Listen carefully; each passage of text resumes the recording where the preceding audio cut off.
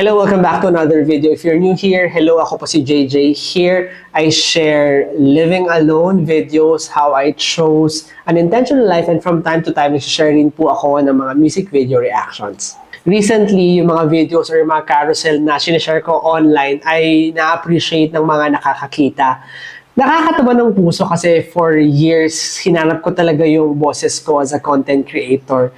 Tapos na-realize ko simula nung tinigil ko na gayahin yung mga akala kong influencers na dapat maging ganun ako, parang mas naging super madali yung agos ng buhay ko. Ngayon, yung mga binabahagi ko online ay talagang normal na ginagawa ko sa pang-araw-araw. Recently lang, nung maraming nagko-comment sa mga post ko na slow living is the goal in life, napagtanto ko na yung ginagawa ko pala ay slow living kasi para sa akin, intentional living yung parang perception ko dito. So I want to share sa inyo how I started with my slow living or intentional life.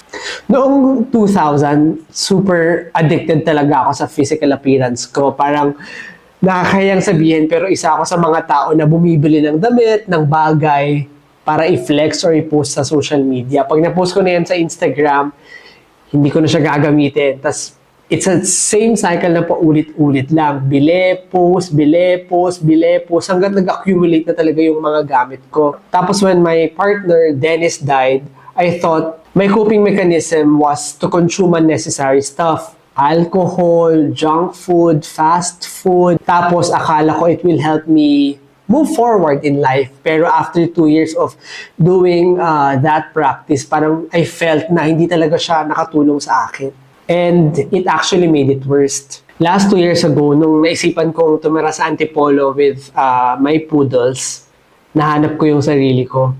Akala ko, the more I consume, the more I could heal.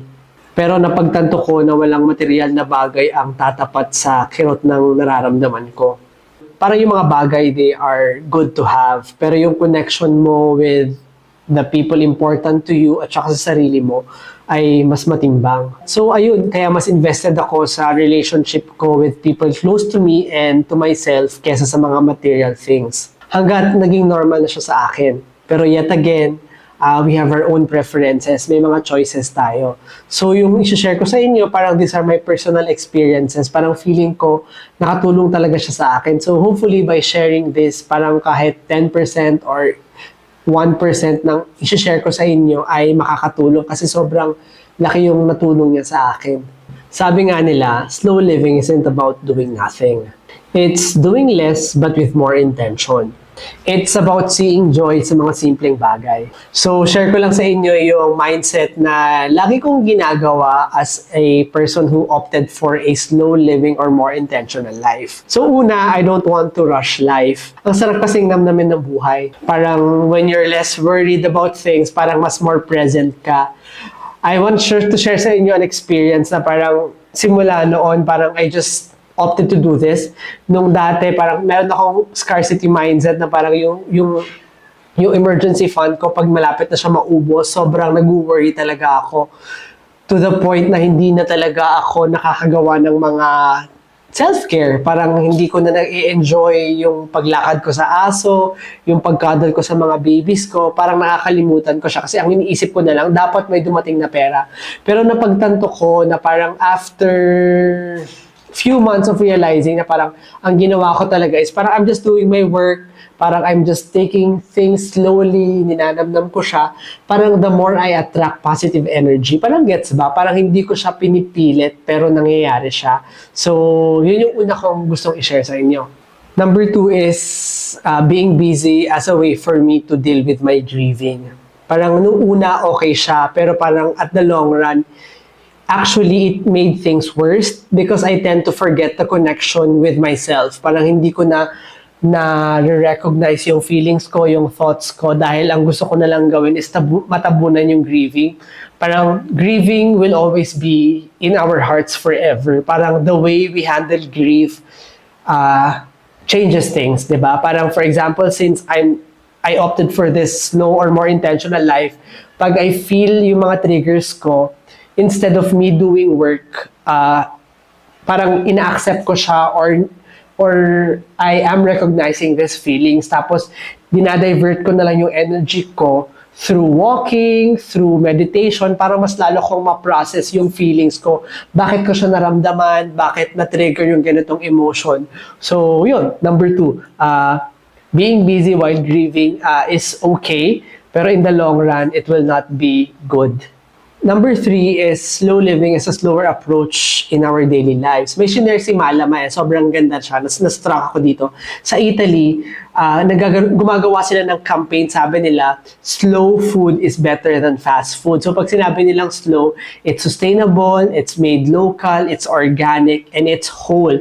So it's more healthy. Parang ang ganda lang niyang i-correlate sa slow life. Kasi di ba, parang we tend to choose those fast things, fast pace in life na parang nare-realize natin na sometimes yung slow na yun, yung sustainable, yung local, yung organic, yung whole, parang mas healthy siya. It's slow pero maganda yung progress niya. Unlike yung sobrang bilis, kala mo may progress ka pero may mga nakakalimutan kang mga small blocks na parang pag nasa taas ka na, pag natumba yung foundation, parang matutumba siya. So parang ganun yung feeling ko. Parang slow living is a slower approach in our daily lives in a sense na every day is slow but every day is a progress. Parang ganon. Tapos yung number 4 naman, sabi niya, parang na-realize, number 4 naman is pag sinabing slow living, it doesn't mean na i-seclude mo na yung self mo, ititigil mo yung technology, hindi ka mag-social media, tapos pupunta ka lang sa probinsya, magtatanim ka, ng kakainin mo. I mean, that could be nice, di ba? Pero parang hindi naman sinasabi na pag slow living, dapat ganun yung gawin mo, di ba?